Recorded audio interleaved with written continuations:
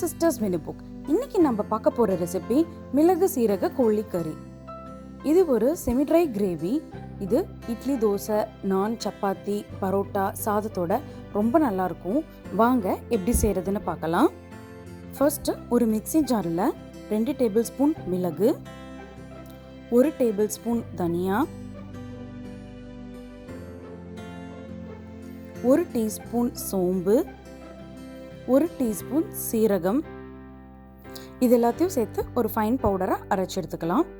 அடுத்து ஒரு பேனில் 3 டேபிள் ஸ்பூன் நல்லெண்ணெய் விட்டு எண்ணெய் நல்லா சூடானதுக்கப்புறமா 1 இன்ச் பட்டை, 1 நட்சத்திர சோம்பு, 3 ஏலக்காய், 3 கிராம்பு சேர்த்துக்கலாம். அடுத்து 2 பெரிய வெங்காயத்தை பொடி பொடியாக நறுக்கி சேர்த்துக்கலாம்.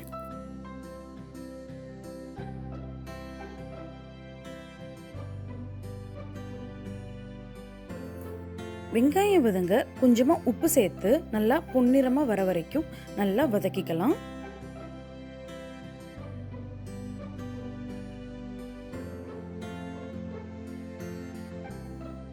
வெங்காயம் நல்லா வதங்கிடுச்சு. இப்போ 2 டேபிள் ஸ்பூன் இஞ்சி பூண்டு பேஸ்ட் சேர்த்து நல்லா பச்சை வாசம் போகிற வரைக்கும் நல்லா வதக்கிக்கலாம்.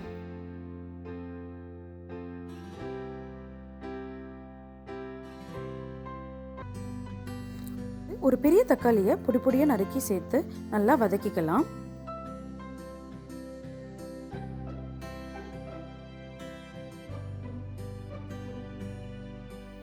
தக்காளி பாதி வதங்கினதுக்கு அப்புறமா 1/2 டீஸ்பூன் மஞ்சள்தூள் சேர்த்து நல்லா வதக்கிக்கலாம். தக்காளி வெங்காயம் எல்லாம் நல்லா வதங்கி நம்ம ஊற்றிருக்க எண்ணெயெல்லாம் நல்லா பிரிஞ்சு வர வரைக்கும் நல்லா வதக்கிக்கலாம். அடுத்து நம்ம அரைச்சி வச்சிருக்க மசாலா பவுடரை சேர்த்து ஒரு தடவை நல்லா கலந்து விட்டுடலாம்.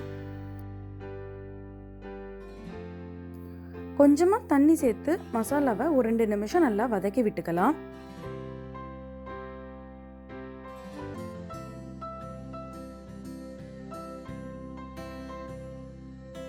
இப்போ இதுல சிக்கன் பீசஸை சேர்த்துக்கலாம். நான் இன்னைக்கு 6 சிக்கன் ட்ரம் ஸ்டிக் எடுத்திருக்கேன்.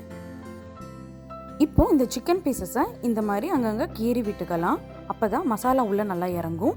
ஒவ்வொரு சிக்கன் பீசஸாக இந்த மாதிரி சேர்த்துக்கலாம். ஒரு முறை நல்லா கலந்து விட்டுக்கலாம். அடுத்து சிக்கன் வேக தேவையான அளவுக்கு உப்பு, கொஞ்சமாக தண்ணி சேர்த்து ஒரு முறை நல்லா கலந்து விட்டுக்கலாம். அடுத்து கொஞ்சமாக கருவேப்பிலை சேர்த்து மூடி வச்சு லோ ஃப்ளேமில் ஒரு 10 நிமிஷம் வேக வச்சிடலாம்.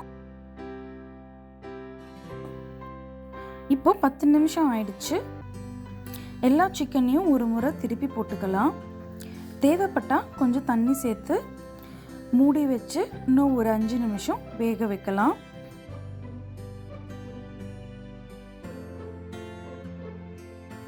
இப்போ 5 நிமிஷம் ஆயிடுச்சு. சிக்கன் நல்லா வெந்துருச்சு. ஒரு தடவை கலந்து விட்டுட்டு கொஞ்சமாக கொத்தமல்லி இலை தூவி இறக்கிடலாம்.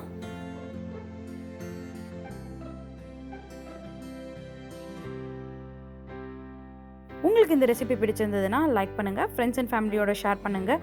எங்கள் சேனலை சப்ஸ்கிரைப் பண்ண மறந்துடாதீங்க. தேங்க்ஸ் ஃபார் வாட்சிங்.